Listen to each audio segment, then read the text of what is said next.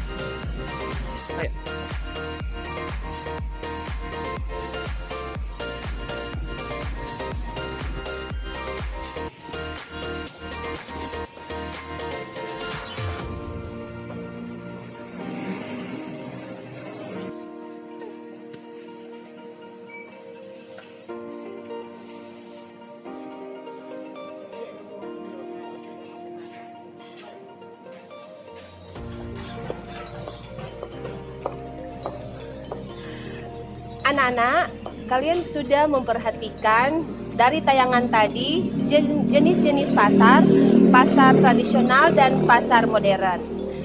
Pertanyaan, apakah pasar bebas juga termasuk dalam jenis-jenis pasar tersebut? Silakan kalian saksikan terus materi selanjutnya. Pasar bebas merupakan kebijakan di mana pemerintah tidak melakukan diskriminasi terhadap impor atau ekspor. Pasar bebas melibatkan negara-negara yang ada di dunia. Kebijakan perdagangan bebas. Yang pertama, perdagangan barang tanpa pajak termasuk tarif atau hambatan perdagangan lainnya. Kedua, perdagangan jasa tanpa pajak atau hambatan perdagangan lainnya. 3. Akses ke pasar yang tidak diatur. 4. Akses informasi pasar yang tidak diatur. Dan yang terakhir, perdagangan jasa tanpa atau hambatan perdagangan lainnya. Berikut ini contoh organisasi dalam perdagangan bebas yang ada di kawasan Asia Pasifik. Yang pertama, Masyarakat Ekonomi ASEAN (MEA).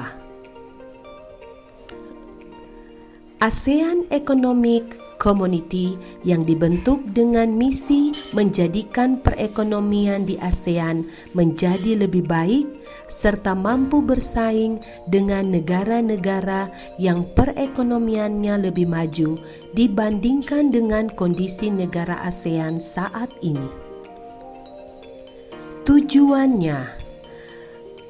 Tujuan utama MEA yang didirikan awal tahun 2015 ingin menghilangkan secara signifikan hambatan-hambatan kegiatan ekonomi lintas kawasan tersebut, diimplementasikan melalui 4 pilar utama, yaitu MEA pun akan dijadikan sebagai kawasan yang memiliki perkembangan ekonomi yang merata dengan memprioritaskan pada usaha kecil menengah.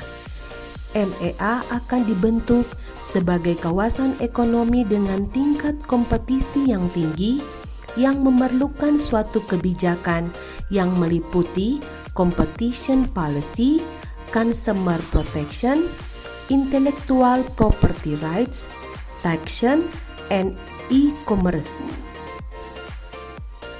MEA sebagai pasar tunggal dan basis produksi internasional dengan elemen aliran bebas barang, jasa, investasi, tenaga kerja terdidik, dan aliran modal yang lebih bebas. MEA akan diintegrasikan secara penuh terhadap perekonomian global. Yang kedua, ASEAN Free Trade Area (AFTA). ASEAN Free Trade Area merupakan wujud dari kesepakatan negara-negara ASEAN untuk membentuk suatu kawasan bebas perdagangan dalam rangka meningkatkan daya saing ekonomi kawasan regional ASEAN dengan menjadikan ASEAN sebagai basis produksi dunia serta-merta menciptakan pasar regional bagi 500 juta penduduknya. Tujuannya menjadikan kawasan ASEAN sebagai tempat produksi yang kompetitif sehingga produk ASEAN memiliki daya saing kuat di pasar global. Menarik lebih banyak foreign direct investment, meningkatkan perdagangan antar negara anggota ASEAN. Yang ketiga, Asia Pacific Economic Corporation (APEC). Perubahan di Uni Soviet dan Eropa Timur merupakan salah satu latar belakang berdirinya APEC. Runtuhnya Uni Soviet dengan sistem ekonomi komunis yang tertutup secara bertahap diikuti oleh negara Eropa Timur yang berubah menjadi sistem ekonomi liberal dan bebas. Kemudian muncullah kesadaran bahwa pada dasarnya setiap negara saling membutuhkan.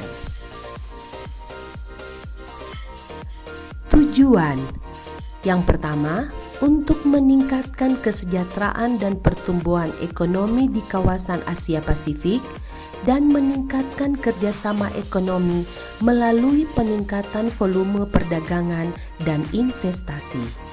Memperjuangkan kepentingan ekonomi di kawasan Asia Pasifik, tempat usaha negara maju untuk membantu negara berkembang, meningkatkan perdagangan dan investasi antar anggota, menjalankan kebijakan ekonomi secara sehat dengan tingkat inflasi rendah, mengurangi dan mengatasi sengketa ekonomi perdagangan.